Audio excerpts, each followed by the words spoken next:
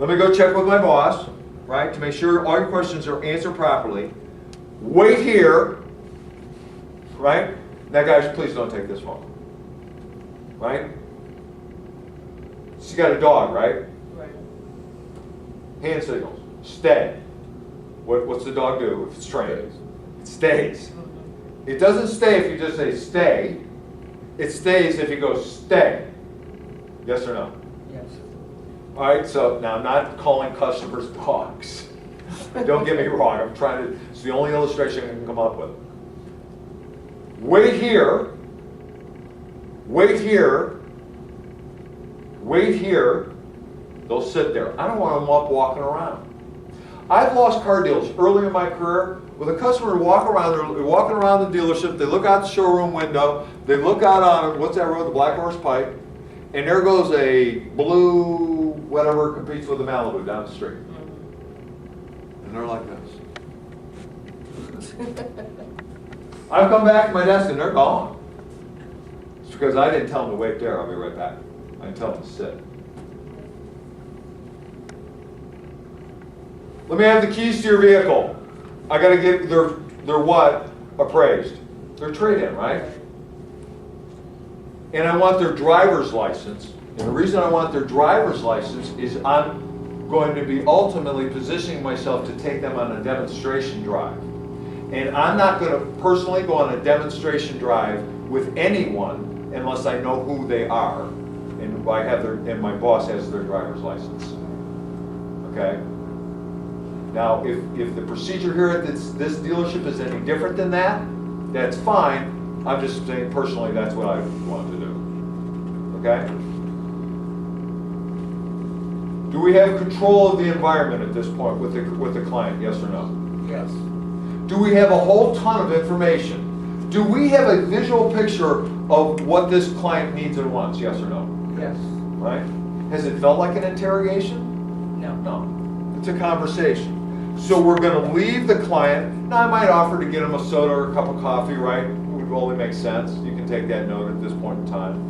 And then I'm going to go to my managers. It's going to be called the desk manager, the tower, team captain, your boss, sales manager, GSM, stands for general sales manager, any number of those people, whomever it is here at this dealership. And be prepared to discuss the following information to make a vehicle selection.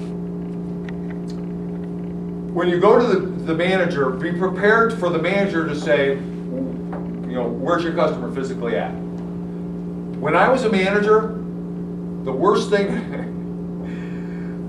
salesperson come to the desk, right?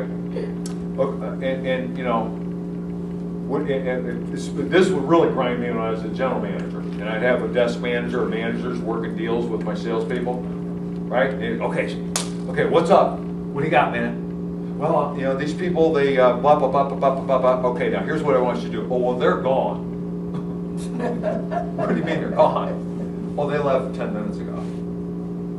Oh, give me the $50. That's what, right? Yeah. So I want to know, first of all, as a manager, it would only make sense. Where's your customer physically at? Where are the two places they could be physically at? They're either sitting there in the chair or they're on their way out of the dealership. Yeah. Right? Should that necessitate two different actions or reactions by your manager? Yes or no? Oh, yes. Right?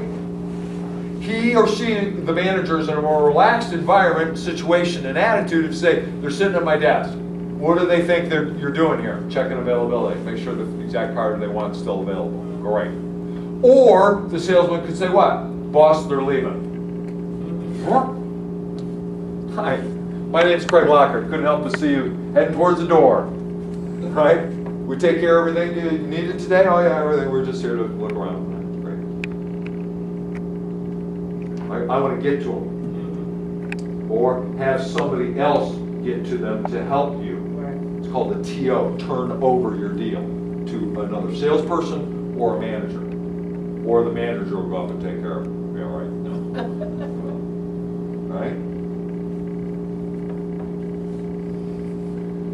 What's he think you're doing here? Checking availability. What's the client looking for to make it in this make and model? What's she looking for? 4-door stick shift, right?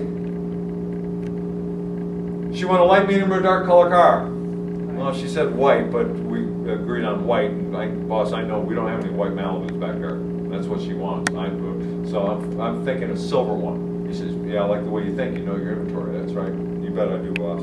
Great. What are the minimum options she requested on a car? She told me it's got to have air. Right? Go back to that one for a minute. That last question on the step 1 under the product phase, where it says, what basic equipment do you need? How do you think Joe Jurassic asked that question? What's Joe to say to the customer? You want a strip? You want one loaded to the hill. What do you want on your trade? What's our answer? What are 90% of the answers going to be? A lot more than I want it loaded. I want it loaded, right? So I got a little old lady comes in her, right? She walks up to Joe Jurassic. Joe says, hi, all right, can I help you, ma'am? Right? She said, yes, sir. What you looking for, little lady? Buick Century. Buick Century, right? What color do you want, and how do you want it equipped? What do you want on? I want it loaded. I want a blue one loaded. We just happen to have a blue one. Joe, out of his, because he's such a brilliant car salesman, picks out Godzilla the car. This car's got machine gun turrets on it. It's got a hot tub in it. It's like, sitting in it's like being in Hawaii for 2 weeks. All right? It's everything. Right? So the little old lady walks over to the side window of the car. She looks at the price sticker and goes, dies of a heart attack right there, right? Right? What's she driving? A stick shift AM radio, crank down window car. What's loaded to her? Power windows. Power the windows, air conditioning, an FM radio. Right? We pull up Godzilla the car, she's passing out. At the very least, she's going to Down the Street Motors, is she not? Because Joe said, what do you want in your car? I want it loaded. What basic equipment do you need? What did Monique say? It's got to have air. You see the difference? Is that going to make a difference to your manager to have that information? You bet. What basic equipment do you need? Dude, the boss, she said, stick shift, 4-door air. All right?